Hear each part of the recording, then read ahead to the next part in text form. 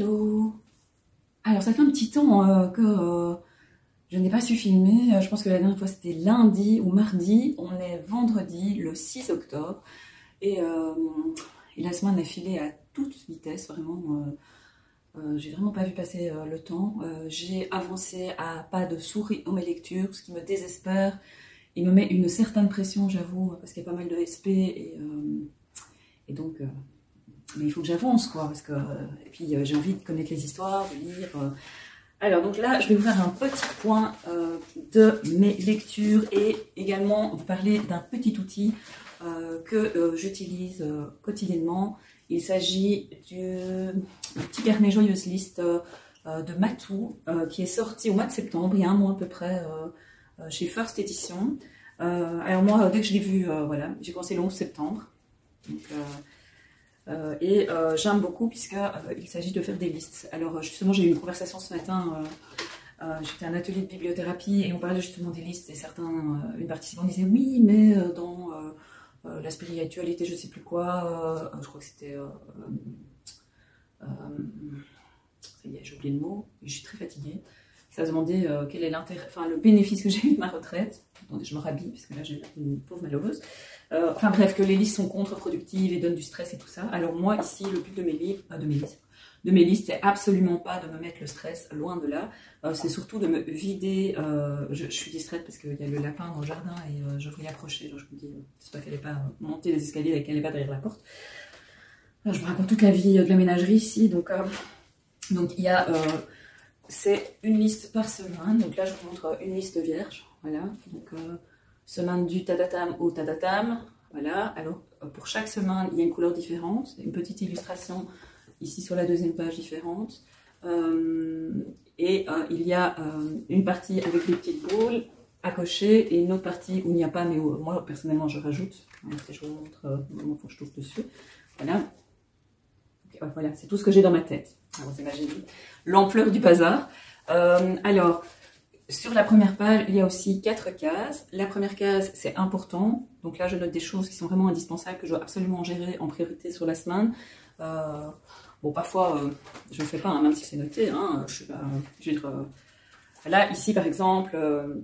ce qui était important cette semaine, c'était le chauffage, parce que nous avons un problème de chauffage, et donc ça fait un mois que je demande à mon homme de s'occuper du chauffage. Là, c'était dans les trucs importants, parce que là, on est début octobre, et que c'est déjà exceptionnel qu'on n'a pas encore eu besoin de rallumer la chaudière.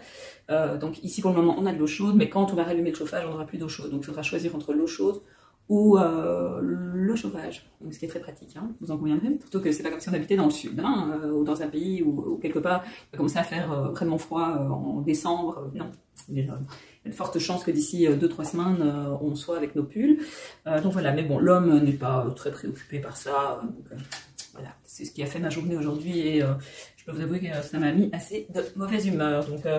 Alors, donc, par exemple, ça, ici, maintenant, c'est cette semaine. Donc, moi, j'ai fait une colonne avec tout ce qui était administratif. Donc, je ne fais pas tout. Là, j'ai coché certaines choses. Il y a certaines choses que je renote d'une semaine à l'autre. Et je ne me mets pas de pression. Donc, quelque part, ce qui est urgent, je le fais vraiment quand il faut. Comme le chauffage, par exemple. Et en plus, j'étais occupée de vous expliquer les 3. Donc, je vous explique vite mon organisation et puis je repars sur les 4 petites cases. Alors, j'ai fait une colonne avec home, donc tout ce qui concerne la maison. Donc là, je n'ai pas fait grand-chose à part les grands classiques. Hein, arroser les plantes, oui, je dois mettre un rappel pour arroser les plantes. En fait, le fait de l'écrire, mais du coup, je le vois tous les jours et je le fais parce que je regarde les plantes, je me dis, ah, il faudrait que je les arrose et puis finalement, il faudrait que, et puis je ne le fais pas. Et alors, il y a tout ce qui concerne lire une fois, donc toutes mes idées que j'ai, en fait, dès que j'ai une idée, je la note, même si je la concrétise pas tout de suite. Il peut m'arriver aussi de barrer des idées que j'ai concrétisées. Donc je reviens, donc ça c'est comment j'ai fonctionné cette semaine. Les semaines précédentes, bon alors ici c'est un nouveau mois, donc il y a une double page à chaque fois pour les nouveaux mois. Ici, comme j'ai commencé mi-septembre, du coup, il y a 2 pages ici, enfin, il y a 2 semaines que j'ai pas utilisées. Ouais, c'est ça, 2 semaines. Ça, c'est un peu dommage. Mais voilà, mais ça, c'est le choix que moi j'ai fait. J'aurais dû attendre de démarrer au début du mois, mais j'ai pas su attendre. Alors, donc, important, il y a les rendez-vous de la semaine. Donc là, en fait, je fonctionne depuis janvier avec l'agenda de Matou. D'ailleurs, je l'ai là, le Joyeux Journal. Voilà, 2023. J'ai pas encore acheté le 2024. qui est aussi, je veux dire, très abordable. Et là, je note vraiment les rendez-vous quand je les prends, en fait. Donc, j'ai pas non plus une vie trépidante. Du coup, comme j'ai pas un truc hyper intensif, j'ai tendance à oublier certains rendez-vous. Donc, le lundi, quand je reprends, quand je commence une nouvelle page de celui-ci, je vais regarder dans celui-là où j'ai noté tous mes rendez-vous. Et du coup, je n'oublie pas, en fait, tout simplement. Et je les réécris. Ici, dans celui-ci, dans la petite case. Donc, et quand c'est fait, je coche. Donc voilà. Donc, là, évidemment, c'est un peu petit pour moi parce que cette semaine, j'avais quand même pas mal de petits trucs. Enfin, là, c'est la semaine passée, mais cette semaine aussi. Donc voilà. Alors, le bon de la semaine, ça c'est ce que je fais le dimanche, voire le lundi, c'est je note une ou plusieurs choses de la semaine qui ont été positives pour moi. Et ça, il y a déjà ici dans le journal aussi. Là, c'est 3. Et je le fais également, ça fait du bien de revenir en arrière et de se remémorer les bons moments et de ne garder finalement en tête que les bons moments. Surtout que c'est 2 semaines que c'est pas folichon par ici. Donc, et alors, voilà, ne pas oublier, par exemple, cette semaine, j'avais absolument faire des paiements, donc j'avais noté paiement, et donc ça, j'ai fait. Donc ça, c'est fait. Voilà. C'est la rentrée scolaire, j'en ai 2 à l'université, donc voilà, il a fallu faire ces paiements-là. Ça explique peut-être mon état dépressif, vu le montant que j'ai dû verser. Alors, dans le carnet, il n'y a pas que... donc, il y a toutes ces listes par semaine. Alors, au début, il y a la prise du temps, voilà, que j'ai pas vraiment encore pris le temps de compléter, avec les projets à venir. Donc ça, j'ai déjà noté des choses que j'avais envie de faire. Et donc, c'est pour essayer de planifier les choses, ce qui n'est pas... toujours, enfin voilà, j'ai pas été éduquée dans cette idée de planification. Donc, il y a une bucket list, donc c'est la liste de tout ce qu'on a envie de faire dans sa vie. Donc là, j'ai déjà noté. Ce matin, j'ai encore noté des choses, donc je vais renoter. Et puis il y a les listes du quotidien, enfin du quotidien qui est hebdomadaire. Et alors, j'avais vu dans la vidéo, une des vidéos de Matou, qu'elle disait, parfois elle rajoutait en fait des trucs qu'elle faisait en plus de la liste. Et c'est vrai que c'est hyper satisfaisant quand on fait un truc qui n'est pas dans la liste. Moi, ça m'arrive parfois de l'écrire et de le noter et puis de le cocher immédiatement. Et donc, il y a une certaine satisfaction de quelque chose qui est fait. Parce qu'évidemment, on ne pense pas toujours à tout. Et parfois, il y a des choses qui se rajoutent. Donc, ça peut faire du bien aussi. Alors, à la fin, il y a mes listes items. Et là, il y a la liste des livres à lire, des BD, des films à voir, des séries. Donc, bon, alors évidemment, les livres et les BD, si je veux faire la liste de ma wishlist, on est mal bas.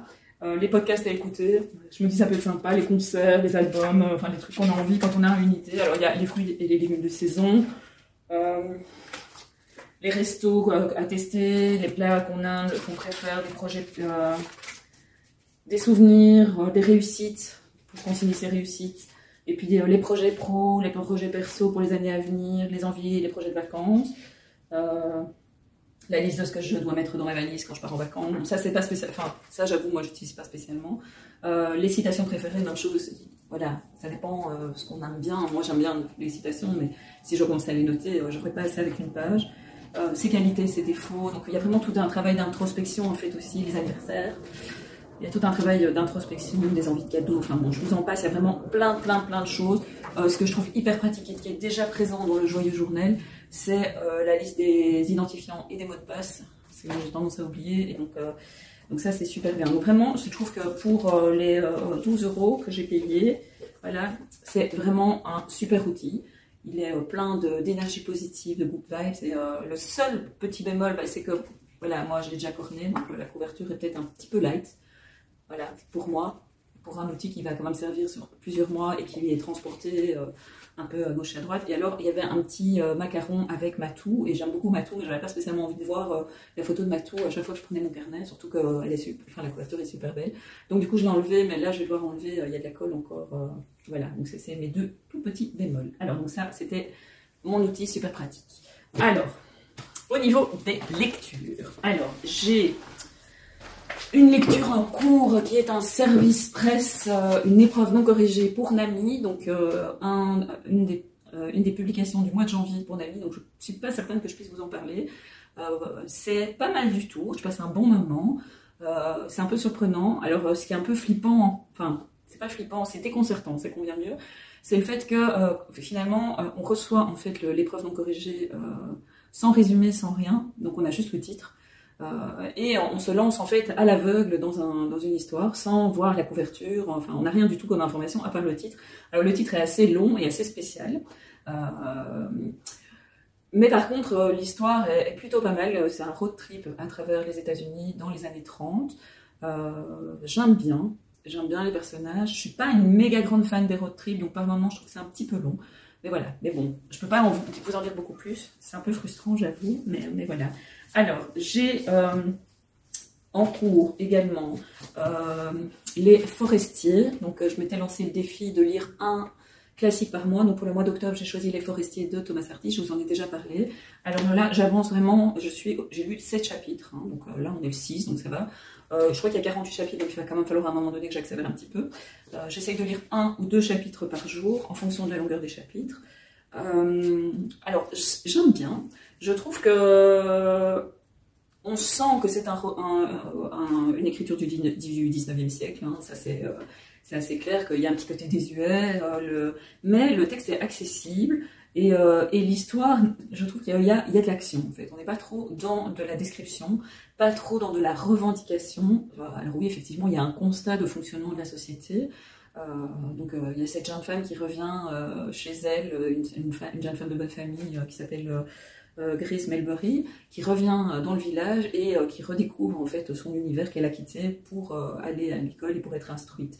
Et donc c'est assez intéressant parce que je me dis, effectivement, il y avait peu de jeunes femmes au 19e siècle qui avaient l'opportunité d'avoir une éducation aussi poussée, même dans les bonnes familles, et le regard finalement de cette jeune femme sur, alors bon, ici elle vient de revenir, hein, donc, mais sur finalement son prétendant, celui qu'elle est censée épouser, et sur comment dire, la maison qu'elle a quittée, où elle ne revenait que de temps en temps pour les vacances, la relation qu'elle peut avoir avec ses parents, avec le personnel, les gens du personnel qui sont restés accrochés à une image d'elle, qui est une image d'enfant ou de toute jeune fille, alors que là, c'est une jeune femme. Donc c'est assez intéressant de voir le regard, en fait, les regards des uns et des autres qui ont changé et qui amènent finalement une grosse différence de perception. Et donc dans un livre qui, je sais pas en quelle année il a été écrit, hein. C'est son premier, donc en 1887, donc on va dire à la fin du 19e siècle. C'est intéressant de se dire que déjà à l'époque, on se rendait compte, et donc justement c'est sans doute ça que Thomas Hardy met aussi en évidence, c'est le fait qu'on est confronté à une évolution. La jeune femme est différente, elle a un avis, elle a une perception différente, elle a une ouverture qui est différente, et que donc évidemment ça peut gêner par rapport à des projets matrimoniaux, des choses dans le genre. Alors bon, je n'en suis pas encore là, il y a déjà de la bisbrouille dans l'air, hein. Mais honnêtement, c'est plutôt pas mal, et à petite dose, j'aime bien. C'est un petit rendez-vous que je me fixe tous les soirs, de lire 15-20 pages. Voilà, bon, j'espère que j'aurai terminé pour la fin du mois. Alors, dans la même ligne, au mois de septembre, je m'étais lancée dans Zola avec La Fortune des Rougon. Alors là, je suis arrivée, il me reste 100 pages, à peu près, hein. Oui, 100 pages, parce que là, c'est une analyse. Et là, j'ai décidé d'arrêter, parce que ça me saoulait. Oui, je sais, on parle de Zola. Alors, voilà, j'ai lu 5 chapitres, il m'en reste 2. Et là, je suis au chapitre 6. Et en fait, voilà, c'est très politisé.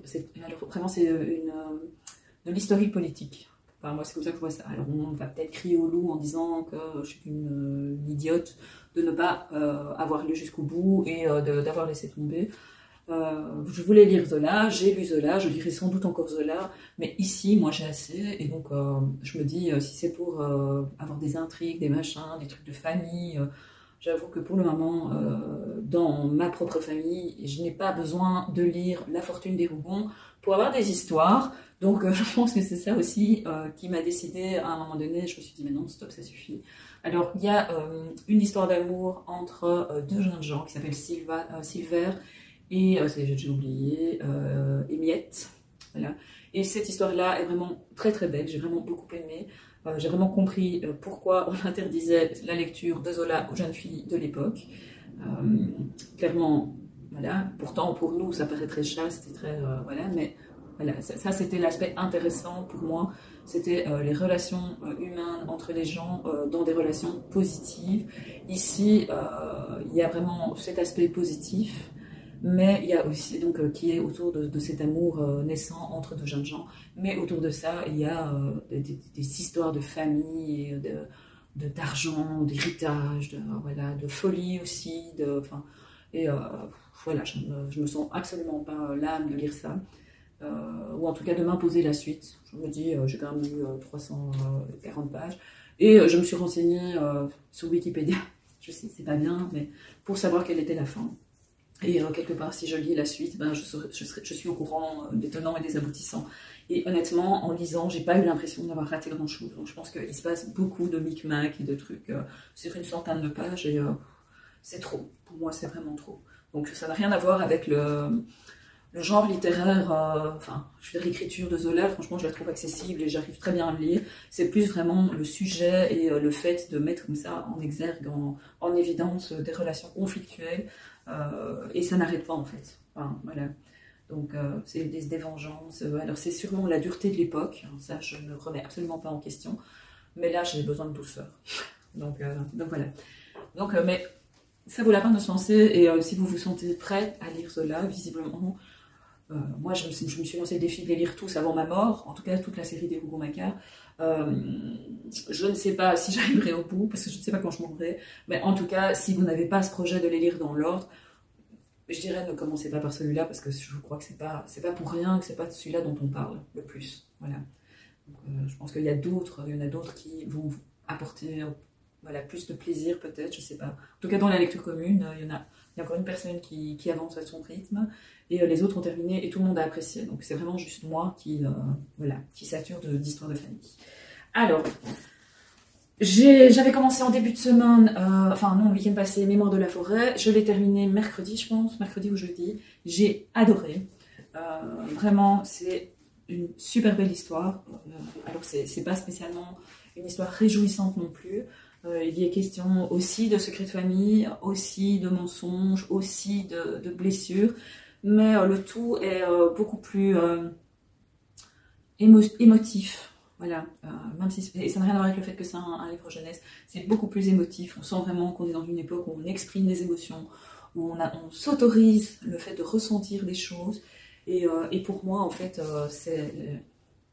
voilà, c'est indispensable, je dirais, oui, je pourrais dire ça comme ça, vraiment indispensable d'avoir des lectures dans lesquelles je me sens bien. Donc ici, dans Mémoire de la forêt, les carnets de Cornelius Renard, ben, j'avais vraiment envie de découvrir l'histoire de Cornelius Renard.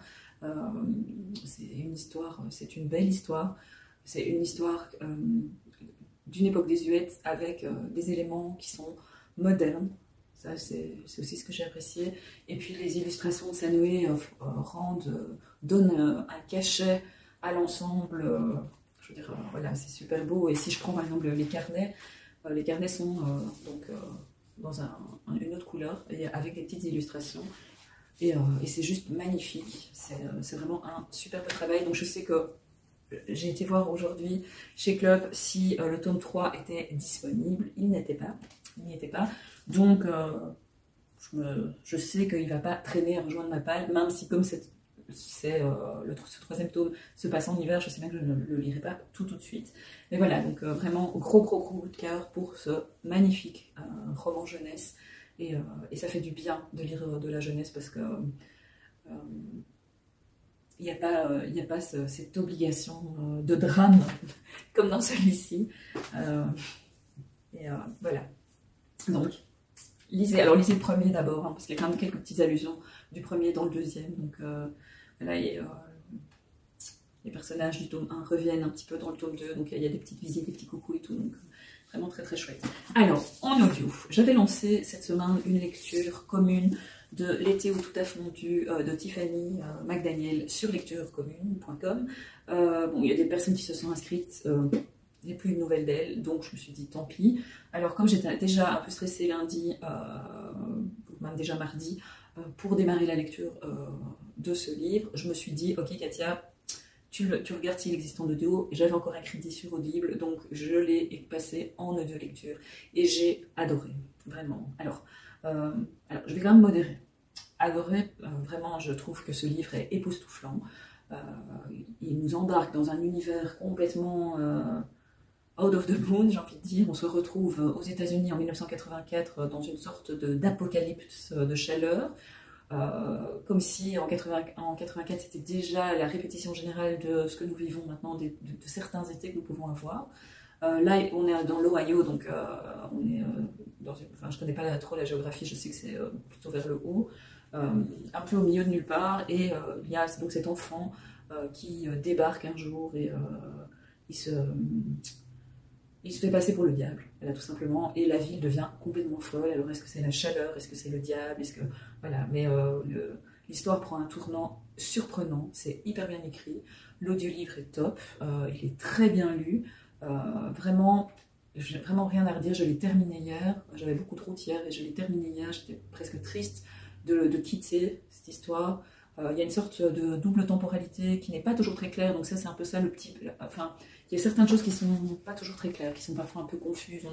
Le lecteur est un peu lui-même un peu perdu dans qu'est-ce qu'il faut croire, qu'est-ce qu'il faut pas croire, parce il est beaucoup question de ce que les gens peuvent... comment les gens peuvent interpréter les choses, les croyances, la manipulation de masse, oui, finalement, qu'est-ce qu'on est capable, jusqu'où on est capable d'aller, qu'est-ce qu'on est capable de croire, qu'est-ce qu'on peut nous faire croire.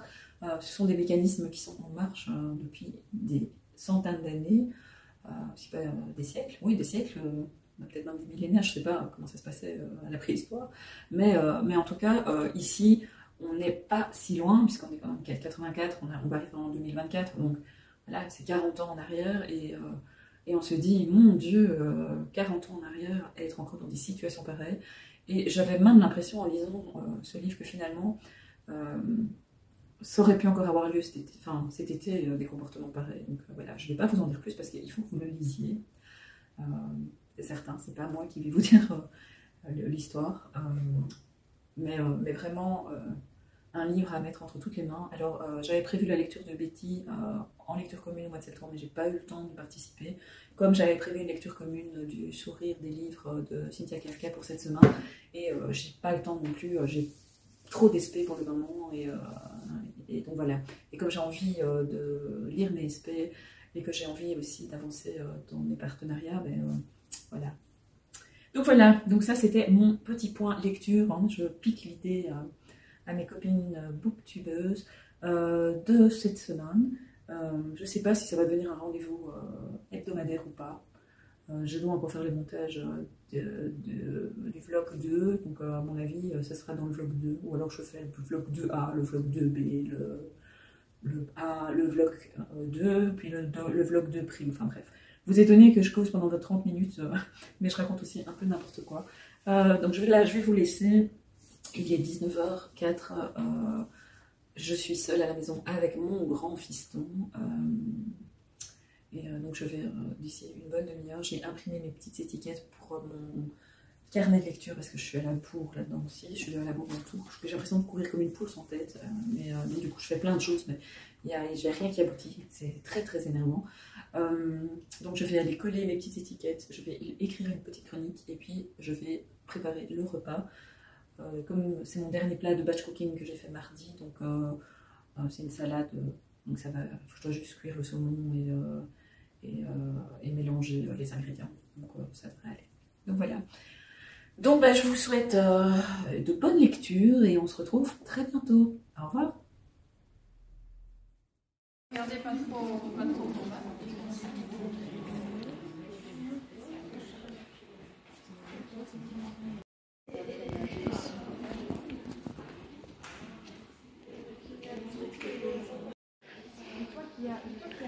Oups, pardon, je prends beaucoup de place. Oui, parce que je suis obligée. Vous avez des grands sujets qui sont pris sur les faces des rayonnages. Et puis,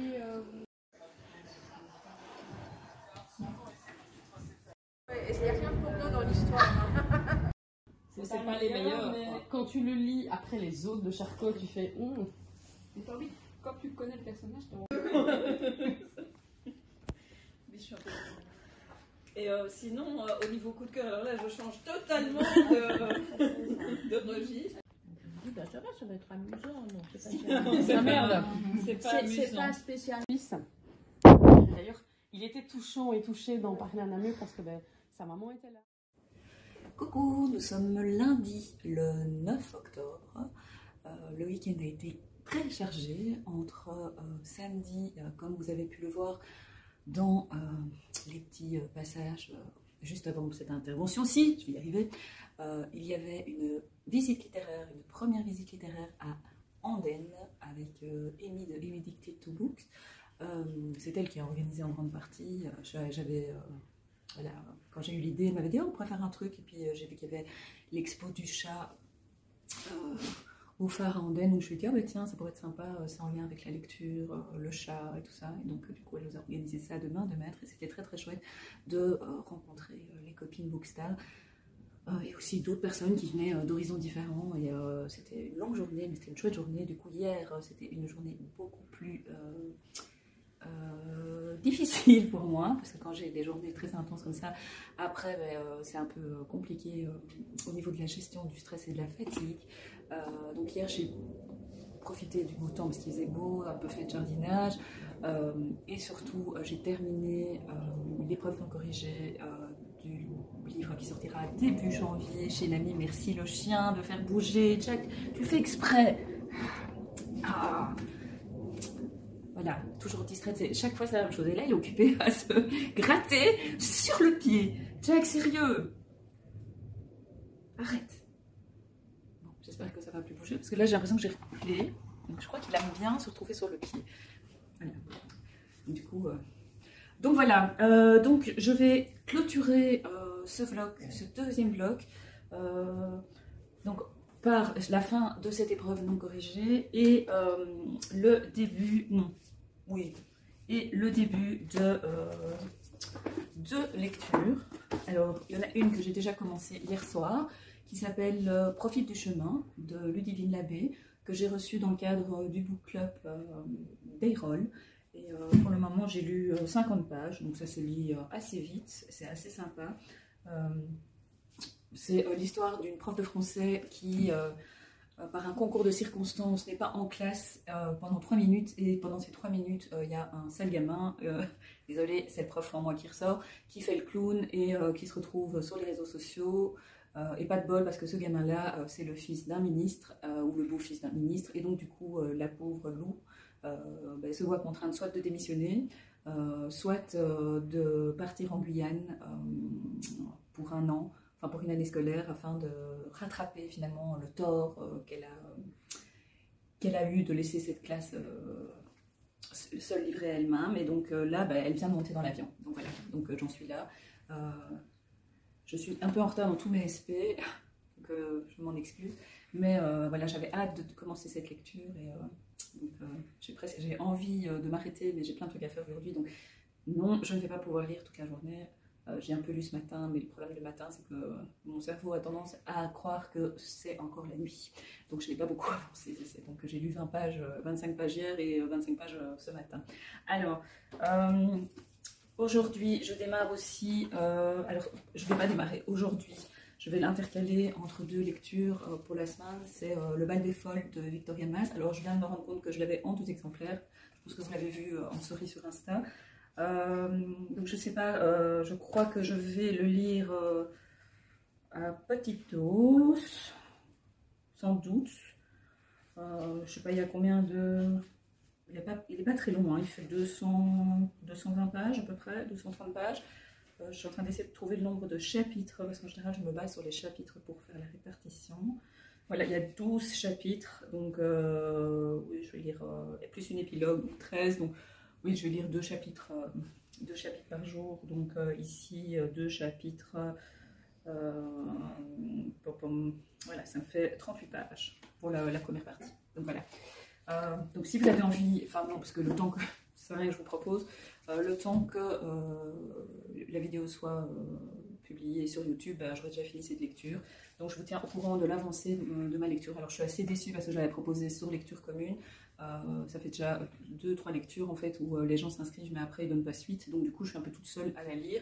Maintenant je me suis décidée à sortir ce livre de ma palle, donc il faut que je le sorte de ma palle, voilà, parce que j'ai hésité à même me dire bon bah tant pis je le lis pas, parce que j'ai la même chose avec Les Forestiers, que j'ai déjà démarré il y a une semaine, donc là je suis au chapitre 13, donc j'ai lu 12 chapitres, j'ai lu à peu près 130 pages, et vraiment j'aime beaucoup, c'est vraiment très très bien, c'est beaucoup plus mon style de lecture que Zola, il n'y a pas de politique, c'est plus les règles de savoir-vivre, le bien-être, enfin, c'est pas le bien-être que je voulais dire, c'est le faire paraître, le paraître est hyper important évidemment puisqu'on est au 19e siècle et on a une jeune campagnarde dont le père a payé une éducation qui revient au pays, mais ça je vous ai déjà expliqué. Donc voilà. Donc vraiment, moi je vous encourage vraiment à passer le pas avec Thomas Hardy et Les Forestiers. En tout cas, les 130 premières pages sont vraiment top, top, top. Donc voilà, c'est sur cette petite note un peu tristounette, mais bon, c'est pas grave parce que la semaine prochaine, c'est dans la forêt, la lecture commune, et là, il y a beaucoup de monde inscrit, donc je pense que ça dépend peut-être un peu aussi du titre du livre qui est proposé. Et la dernière semaine d'octobre, c'est le livre Octobre, et là aussi, il y a pas mal d'inscriptions, donc peut-être que c'est moi qui dois mieux choisir mes lectures. Donc voilà, donc sur ces belles paroles et ces beaux projets, je vous souhaite quoi en fait? Mais, je ne sais pas qu'est-ce que vous êtes en train de faire pour le moment, donc je vous souhaite de belles lectures, voilà. Parce que quel que soit le moment de la journée auquel vous me regardez, peut-être, voilà, vous aurez sûrement des lectures à venir, même si vous êtes là prêt à vous endormir. Si vous êtes prêt à vous endormir, je vous souhaite une bonne nuit. Si vous venez de vous lever, je vous souhaite une belle journée. Si vous mangez, je vous souhaite bon appétit. Enfin, voilà, je vous fais plein de gros bisous et on se retrouve très vite. À bientôt!